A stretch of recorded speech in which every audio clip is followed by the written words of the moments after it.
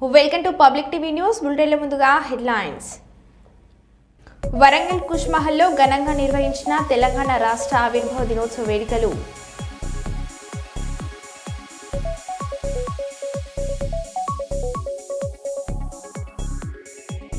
Cold belt area lorry యజమానుల రీలే నిరాహార దీక్ష.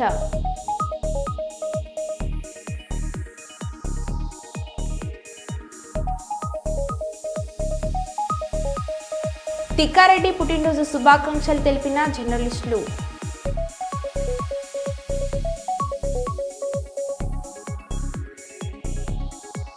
IPL cricket బెట్టింగ్లకు పాల్పడుతున్న 7 మంది అరెస్టు, 91 లక్షల నగదు స్వాధీనం.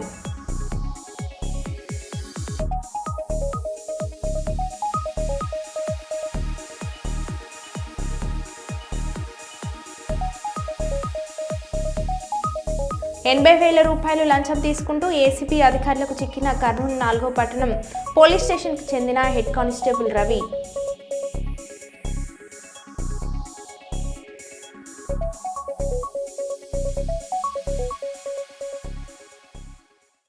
ఇక వివరాల్లోకి వెళ్తే, ఈ రోజు నుండి 100 రోజుల పాటు గ్రేటర్ వరంగల్ మున్సిపల్ కార్పొరేషన్ పరిధిలో ప్రత్యేక పారిశుద్ధ్య నిర్వహణ చేస్తున్నామని వరంగల్ పశ్చిమ శాసనసభ్యులు నాయని రాజేందర్ రెడ్డి అన్నారు.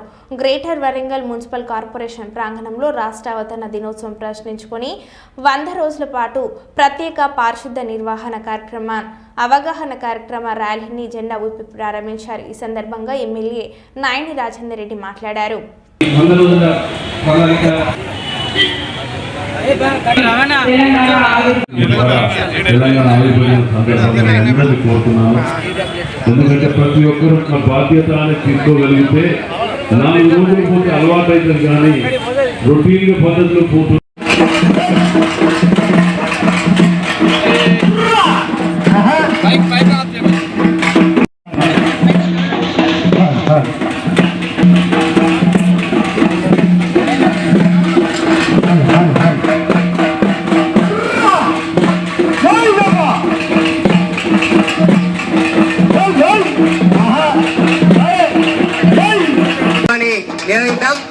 ప్లాస్టిక్ ని నిషేధిద్దాం, ప్రపంచాన్ని సంరక్షిద్దాం. ప్లాస్టిక్ ని నిషేధిద్దాం, ప్రపంచాన్ని సంరక్షిద్దాం. ప్లాస్టిక్ ని నిషేధిద్దాం, ప్లాస్టిక్ ని నిషేధిద్దాం. ప్రపంచాన్ని సంరక్షిద్దాం, ప్లాస్టిక్ ని నిషేధిద్దాం. ప్రపంచాన్ని సంరక్షిద్దాం, ప్లాస్టిక్ ని నిషేధిద్దాం. ప్రపంచాన్ని సంరక్షిద్దాం. ప్రకృతిని కాపాడుతాం, పచ్చదనాన్ని కాపాడుతాం.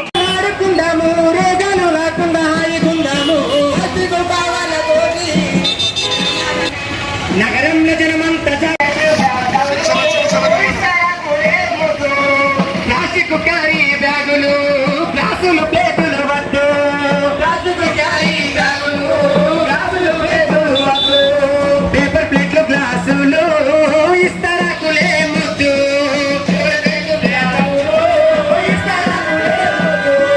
పట్ట సంచులు, మట్టి పాత్రలు, మార్పు అవపడే విధంగా రైజింగ్ తెలంగాణ అనే దాని మీద నిర్ణయం తీసుకొని ముందుకు పోవడం జరుగుతుంది. మరి అత్యధిక నిధులు కేటాయించింది. చరిత్రలో మిగిలిపోయే విధంగా ఏ కాంట్రాక్టర్లకు రూపాయి బకాయి లేకుండా చెల్లించినటువంటి కార్పొరేషన్ ఏదైనా ఉందంటే అది వరంగల్ అని గర్వంగా ఇలా చెప్పుకోగలదు. మన ముఖ్యమంత్రి గారు ప్రభుత్వం వచ్చిన తర్వాత మొట్టమొదటి బహిరంగ సభ వరంగల్లో పెట్టినప్పుడు కార్పొరేషన్కు కానీ మరియు జిల్లాకు కానీ కావలసిన నిధులు కేటాయించడం, అందులో మార్పు కోరుకోవటం, మార్పు చూపించుకోవడం, ఇప్పటికే ఎంతో మార్పు చూపించుకోగలిగినాం. మరి ఎలక్షన్లు అయిపోయిన తర్వాత ఏ పార్టీలు అనేది లేకుండా ప్రతి ఒక్కరికి కూడా, ప్రతి ఒక్క డివిజన్ కూడా కావాల్సిన నిధులు ఎక్కడ పక్షపాతదారిని చూపించకుండా కేటాయించడం జరుగుతున్నది. మరి ఈ మార్పు అనేది ప్రతి ఒక్కరు భాగస్వామ్యులు కావాలి. వరంగల్ కార్పొరేషన్లో ఉన్న ప్రతి ఒక్కరు కూడా భాగస్వామ్యులు కావాలని మీ ద్వారా కోరుకుంటున్నాను. ఇప్పుడు ఉన్నాయి డబుల్ బెడ్రూమ్ కాడికి వెళ్ళి మొదలు పెడితే ఇప్పుడు ఇస్తున్నాం, చూస్తున్నాను కదా, మన ఏది రాజీవ్ స్వగ్రాహి గారికి మొదలు పెడితే ఎన్నో ఉన్నాయి. ఇవాళ డిపార్ట్మెంట్లో కూడా రాత్రి తిండి నిద్ర లేకుండా వాటి యొక్క ఎలిజిబిలిటీ కోసం తిరగటంలో స్టాఫ్ అందరూ కూడా నిమగ్నమై ఎన్నో రోజులకి వెళ్ళి రేషన్ కార్డులు కానివ్వండి, ఇంకేదో కానివ్వండి, కార్పొరేషన్లో అభివృద్ధి కానీ రోడ్లు నిధులు అన్నీ కూడా ఉన్నాయి కదా. ఇందులో ఇవాళ గతంలో వర్షాలు వస్తే మునిగేది. కర్నూలు టౌన్లో 80,000 రూపాయలు లంచం తీసుకుంటూ ఏసీబీ అధికారులకు చిక్కిన కర్నూలు 4వ పట్టణ పోలీస్ స్టేషన్కు చెందిన హెడ్ కానిస్టేబుల్ రవి ఓ కేసు విషయంలో బాధితుడి నుండి లంచం తీసుకుంటుండగా పట్టుకున్న ఏసీబీ అధికారులు. ఈ కేసులో సీఐ మధుసూదన్ గౌడ్ను అదుపులోకి తీసుకుని విచారిస్తున్న అధికారులు. సీఐ తెలిపితేనే డబ్బులు తీసుకున్నానని చెప్పిన head constable Ravikumar, CI Madhusudan Goud, head constable రవిని అరెస్ట్ చేసిన ఏసీబీ అధికారులు.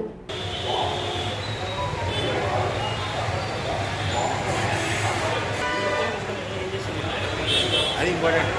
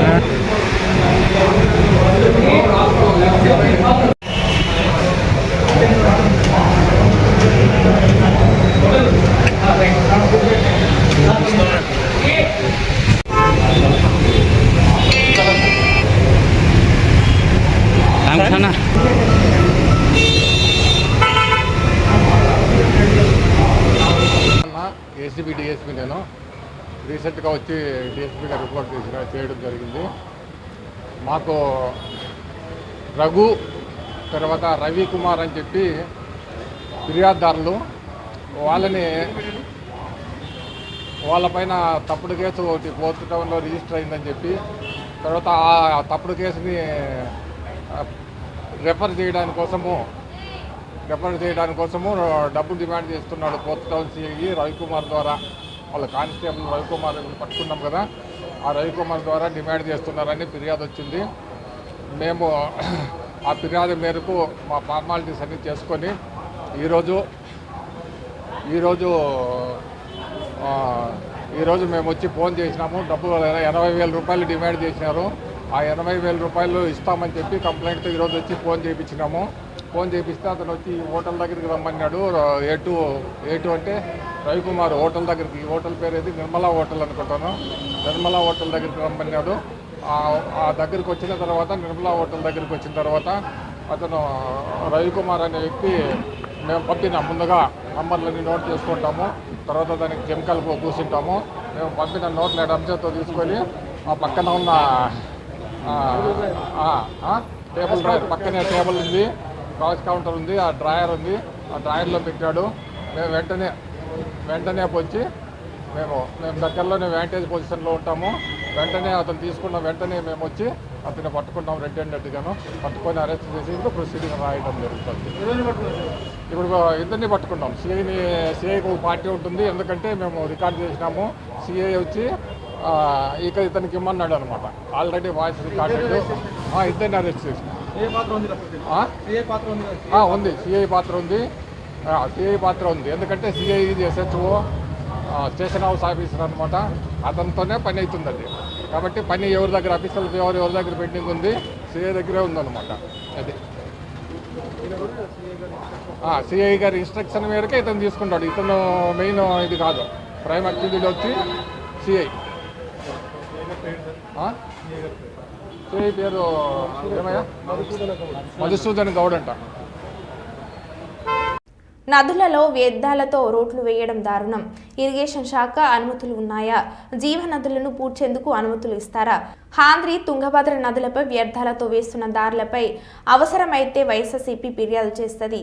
సమాధానం చెప్పేందుకు సిద్ధంగా ఉండాలి. వైఎస్ఆర్సీపీ జిల్లా అధ్యక్షులు కర్నూలు మాజీ శాసనసభ్యులు ఎస్వి మోహన్ రెడ్డి వెల్లడి. ప్రజలకు దారి అవసరమైతే బ్రిడ్జి నిర్మించాలి. నదులు చిన్నవై వరద నీరు ఇళ్లలోకి వచ్చే ప్రమాదం ఉంది. 2009 వరద ప్రమాదాన్ని కర్నూలు ప్రజలు మర్చిపోలేదు అని వైఎస్ఆర్సీపీ జిల్లా అధ్యక్షులు కర్నూలు మాజీ శాసనసభ్యులు ఎస్వి మోహన్ రెడ్డి గుర్తు చేశారు. నదులను కాపాడేందుకు హైడ్రా పుట్టుకొస్తున్నాయి. వ్యర్థాలతో రోడ్లు వేయడం ప్రజలు హర్షించారు. పిల్లర్స్ ఇవారా రోడ్డు నిర్మాణం చేపట్టాలని పిల్లర్స్ ద్వారా రోడ్డు నిర్మాణం చేపట్టాలని కర్నూలు ప్రగతి సమితి వ్యవస్థాపకులు మైల శ్రీహర్ష కోరుచున్నారు.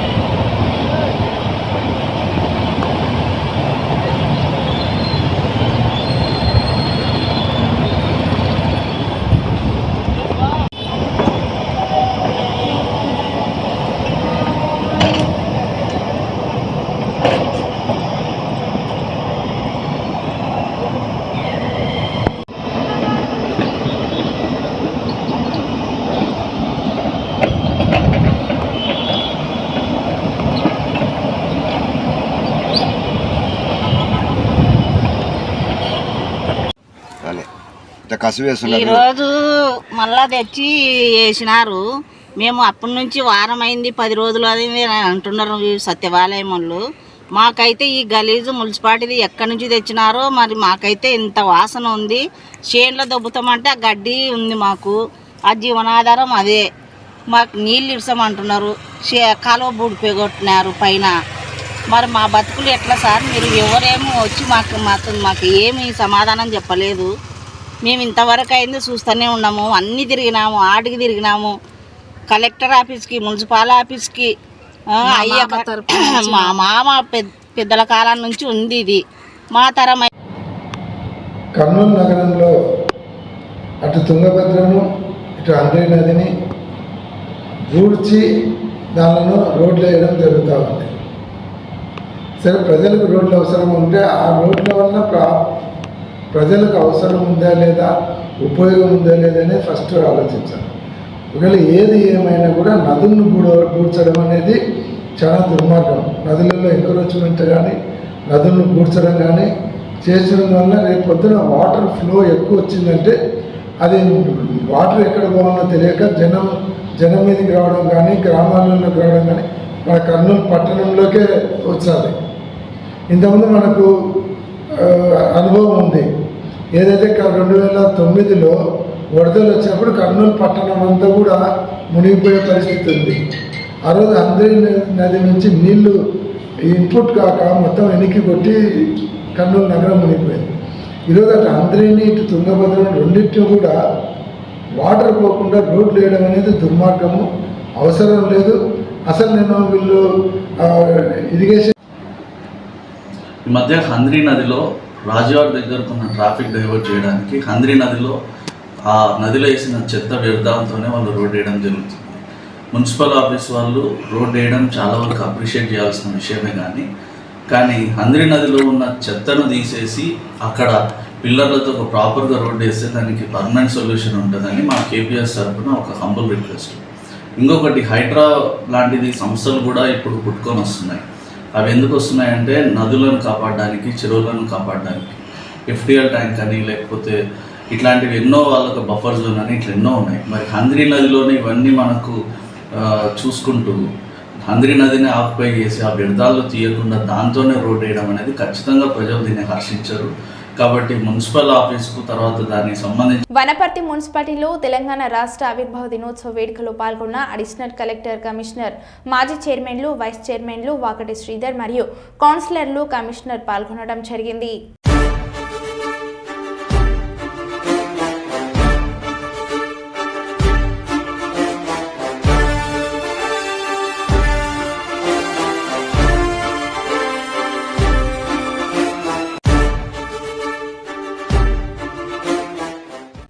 ఆంధ్రప్రదేశ్ మాజీ ముఖ్యమంత్రి వైఎస్ జగన్మోహన్ రెడ్డి పేరు చెప్తే నిద్రలో కూడా టీడీపీ వారు ఉలిక్కిపడేలా కనపడుతుందని వైఎస్ఆర్సీపీ జిల్లా అధ్యక్షులు కర్నూలు మాజీ శాసనసభ్యులు ఎస్వి మోహన్ రెడ్డి చెప్పారు. కర్నూలు నగరంలోని ఎస్వి కాంప్లెక్స్లో మాట్లాడారు. ఈ సందర్భంగా ఎస్వి మోహన్ రెడ్డి మాట్లాడుతూ కూటమి ఏడాది పనులు చేసిన అభివృద్ధి చెప్పుకోలేని పరిస్థితులు ఉన్నాయని, కేవలం వైఎస్ జగన్మోహన్ రెడ్డిని 504 సార్లు తలుచుకోవడమే జరిగిందని ఎస్వి మోహన్ రెడ్డి చెప్పారు.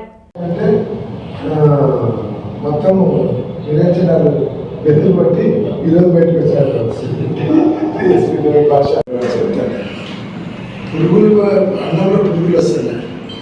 వీడియో తీసి వాళ్ళు ఎస్పీకి వాళ్ళకి పంపిస్తే కూడా మహానాడులో చెప్పాలంటే జగన్ పేరు మార్మోగిచ్చినారు.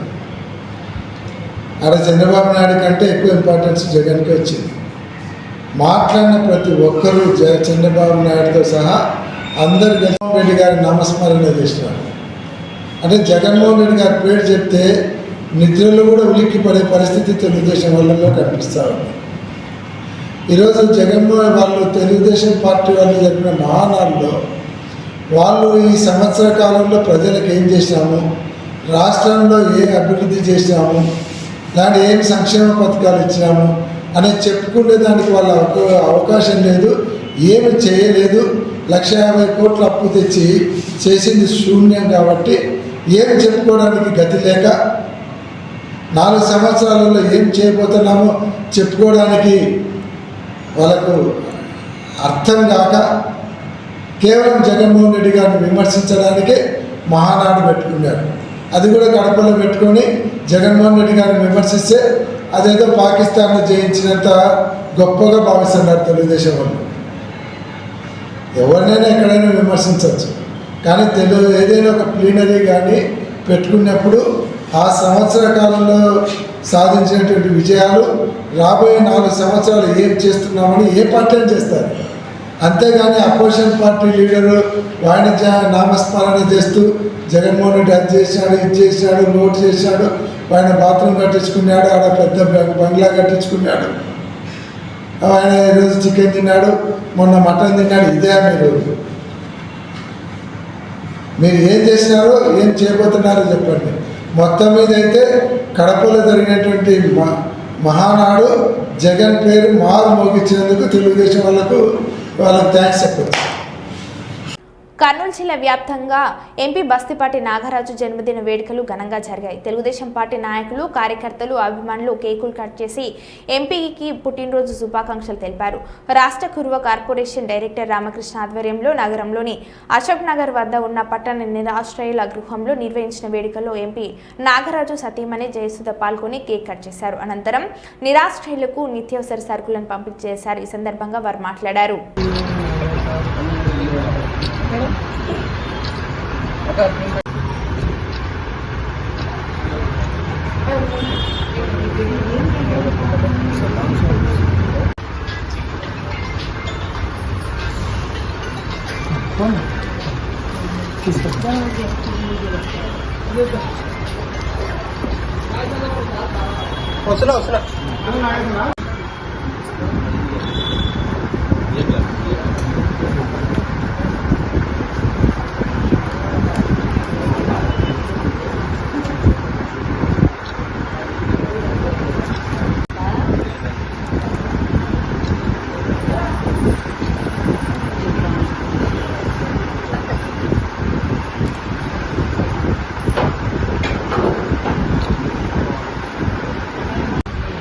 ఈరోజు కర్నూలు పార్లమెంటు సభ్యులు బస్తిపాటి నాగరాజన్న జన్మదినాన్ని పురస్కరించుకొని మరి కర్నూలు పార్లమెంటు పరిధిలో అన్ని నియోజకవర్గాల్లో కూడా భారీ ఎత్తున జన్మదిన కార్యక్రమాలు జరుగుతున్నాయి.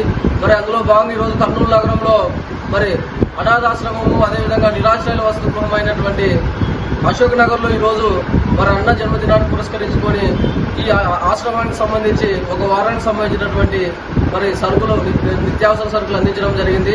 అదేవిధంగా మరి కర్నూలు పార్లమెంట్ సభ్యులు బస్తిపాటి నాగరాజన్న గారి సేవలు ఎనలేనివని, అదేవిధంగా ఈరోజు మరి కర్నూలు పార్లమెంటు పరిధిలో ఉన్నటువంటి ఏ చిన్న సమస్య వచ్చినా కూడా మరి 24 గంటలు ప్రజలకు అందుబాటులో ఉంటూ ప్రజా సమస్యల పరిష్కారమే లక్ష్యంగా పనిచేస్తూ మరి ప్రజల యొక్క బాగోగులు అదేవిధంగా అనేక ప్రాజెక్టులు సాధించడానికి నిత్యం కృషి చేస్తూ ఈరోజు ఢిల్లీలో కూడా మరి కర్నూలు టు బళ్ళారి హైవే కోసం కూడా నిత్యం కృషి చేస్తున్నటువంటి మన గౌరవనీయులు పార్లమెంటు సభ్యులు బస్తిపాటి నాగరాజన్న గారికి మరి ఆయుర ఆరోగ్యాలతో మరి అష్టైశ్వర్యాలతో ఉండాలని చెప్పి సందర్భంగా కోరుకుంటూ రాబోయే కాలంలో మరిన్ని పదవులు పొంది మరి ఉన్నత శిఖరాలు అవరోహించాలని చెప్పి సందర్భంగా కోరుకుంటూ మరి నాగరాజన్న గారికి ఇక్కడ విచ్చేసినటువంటి అందరి తరపున కూడా ప్రత్యేకంగా జన్మదిన శుభాకాంక్షలు తెలియజేస్తున్నాను. రామకృష్ణ, కుర్మ కార్పొరేషన్ స్టేట్. జిల్లా ఎస్పీ నేర సమీక్ష సమావేశంలో భాగంగా క్రికెట్ బెట్టింగ్ను ఎలాగైనా అరికట్టాలని జిల్లా SP Vikrant Patil IPS, Adoni DSP ఎం హేమలత సూచనల మేరకు Adani 1 town inspector of police అయిన కె శ్రీరామ్ మరియు స్టేషన్ సిబ్బంది నుండి రాబడిన సమాచారం మేరకు 18వ తారీఖు మే 2025వ తేదీన సాయంత్రం 3:30 వాల్మీకి నగర్లోని వాల్మీకి గుడికి ఎదురుగా మొబైల్ ఫోన్లలో క్రికెట్ బెట్టింగ్ నిర్వహిస్తున్న ముఠాపై దాడి చేసి ఎస్ఆర్ నాగరాజును అదుపులోకి తీసుకుని మిగిలిన ముద్దాయిలు పారిపోయారు. తదుపరి టెక్నాలజీ ఆధారంగా దొరికిన సమాచారం మేరకు సిఐ కె శ్రీరామ్ మరియు సిబ్బంది కలిసి కర్నూలు, హైదరాబాద్, ఒంగోలు, చిలకలూరుపేట, బెంగళూరు సిటీలలో తిరిగి చివరకు 30వ తారీఖు మే 2025 తేదీన మధ్యాహ్నం 11:30 అదోని టౌన్లోని ఎల్లమ్మకొండలోని మర్రిచెట్టు దగ్గర 7 మంది క్రికెట్ బెట్టింగ్ నిర్వాహకులను అదుపులోనికి తీసుకుని వారి వద్ద నుండి 7 మొబైల్ ఫోన్లను మరియు నగదు 91 లక్షల రూపాయలను స్వాధీనపరచుకోవడమైనదని ఎస్పీ తెలపడం జరిగింది.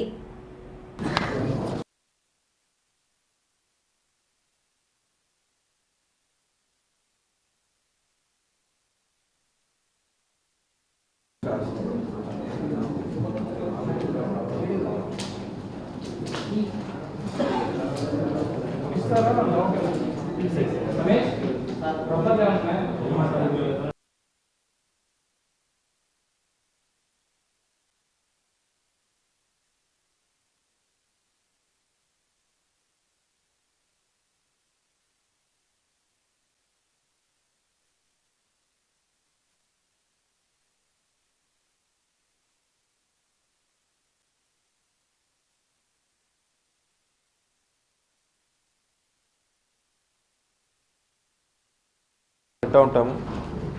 సో దీని గురించి మనం ఆల్రెడీ టైం టు టైం మన పోలీసులకి అలర్ట్ చేస్తూ ఉంటే 18th మే అంటే ఒక almost 1.5 week back Adoni 1 town పోలీసులు నాగరాజు అనే వ్యక్తిని ఫస్ట్ అదుపు తీసుకున్నారు.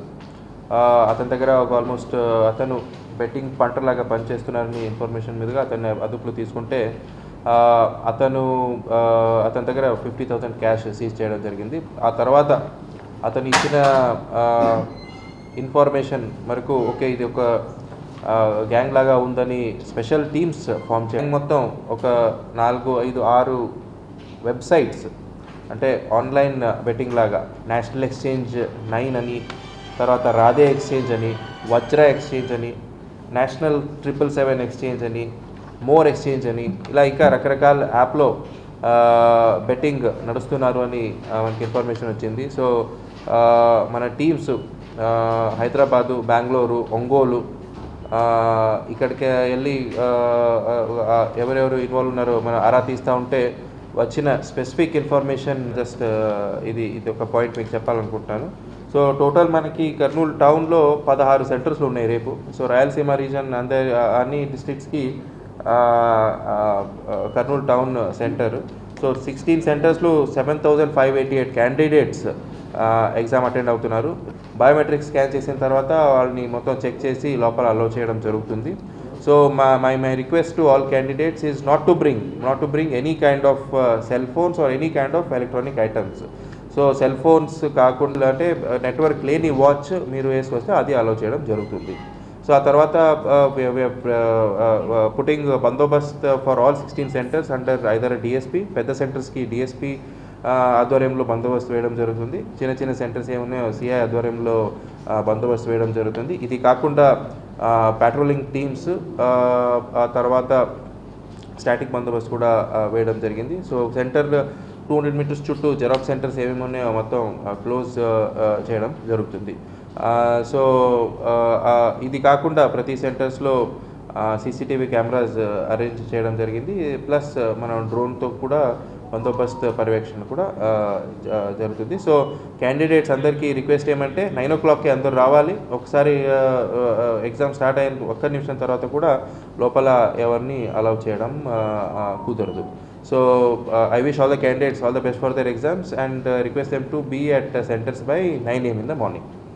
Thank you. మరో బులెటిన్లో మళ్ళీ కలుద్దాం. Stay tune.